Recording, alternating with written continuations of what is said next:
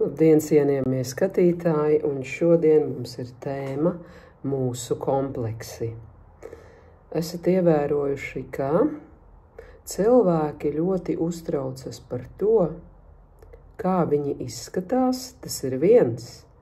Tas ir tas it kā liels uztraukums, bet mazākais uztraukums. Un otrs, viņi uztraucas par to, ko domās citi, kā paskatīsies citi uz viņiem. Un tas jau vēl nekas, bet tas lielākais uztraukums ir par to, ka tas varētu ietekmēt viņu turpmāko dzīvi, laimi un visu kaut ko, un materiālo nodrošinājumu un tā tālāk. Bet tas trešais punkts par to, ka tas viss varētu ietekmēt, ir, teiksim tā, muļķības, bet izdomātas muļķības, kuras strādā un kuras pilda savu misiju. Tad, ja mēs paskatāmies uz pirmo punktu, ka cilvēki ir ļoti norūpējušies par savu izskatu.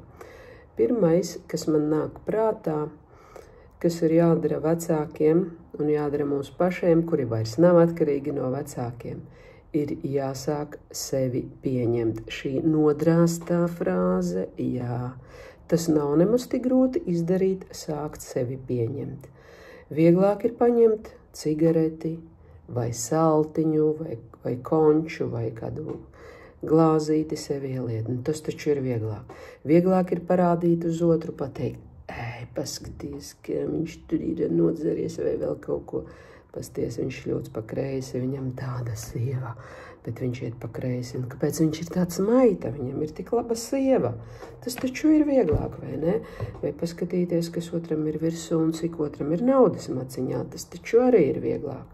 Bet paskatīties uz sevi un ieraudzīt savu celulītu vai savas 17 grumbas, tas taču nav patīkami.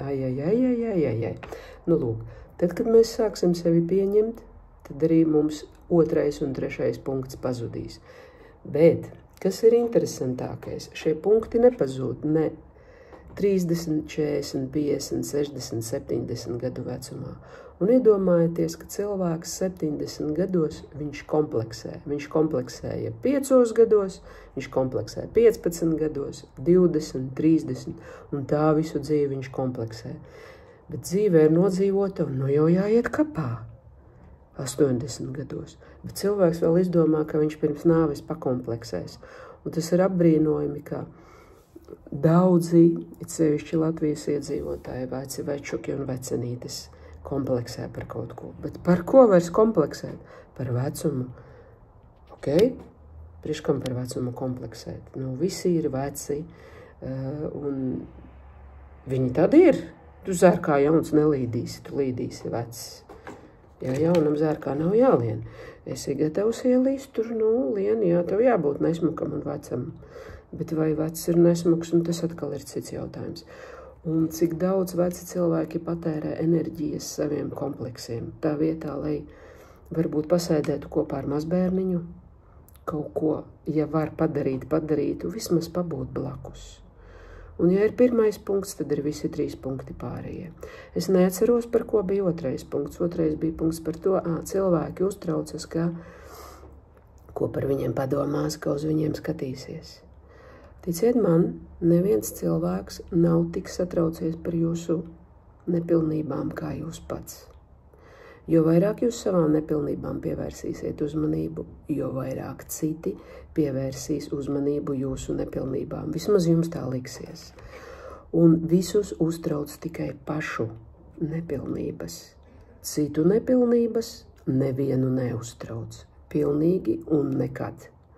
Tā kā jūs ar savām nepilnībām varat dzīvot un nepiesārņot savu prātu, bet iet pasaulē un darīt tas, kas jums ir jādara. Mušiņas lido. Trešais punkts, ka tas ietekmēs mūsu dzīvi, jūsu dzīvi, tas, kā izskatāmies. Tas varētu ietekmēt, bet kaut kādās noteiktās situācijās. Ja jūs strādājat bankā un aiziesiet uz darbu tādā apģērbā, kā jūs ravējat gurķus, tad, protams, tas varētu ietekmēt jūsu dzīvi.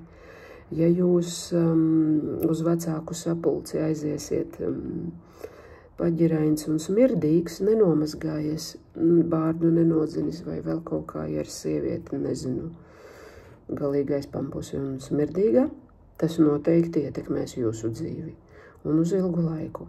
Bet, ja jūs ievērosiet etiķeti, normāli, tas nekādā gadījumā jūsu dzīvi neietekmēs. Tas, ka jums ir 50 cm celulīts līdz ausīm, tas nekādā gadījumā nevar ietekmēt jūsu dzīvi, ja jūs esat normāli apģērbies un pildāt savus darba pienākumus, un jo īpaši ģimenes pienākumus. Tas tieši otrādi, tas var palīdzēt uzlabot jūsu materiālo stāvokli. Tā kā tā. Metiet malā kompleksus. Viņu nav. Viņi ir izdomāti. Cilvēkam nav ko darīt. Tā vietā, lai viņš ar kaut ko nodarbotos, kaut ko radītu, viņš pieķeras pie savām grumbām, kaut vai pie savas ādas krāsas, pie kaut kāda pleķa, pie plankuma. Un kas ir visinteresantākais un visparadoxālais, ka visskaistākie cilvēki, sievietes, vīrieši, ir ar vislielākajām nepilnvērtībām, ar kompleksiem. Iedomājieties, tad ko tad lai es saku? Es neesmu skaistuma karaliene pēc kaut kādiem standartiem, bet pēc maniem standartiem es esmu skaistuma karaliene. Saprotiet šo būtību, šo absurdu, kāpēc ir jākompleksē visskaistākajiem cilvēkiem. Bet Dievs ar viņiem. Es esmu tik skaists, cik es vēlos būt, lai jums izdodas būt skaistiem.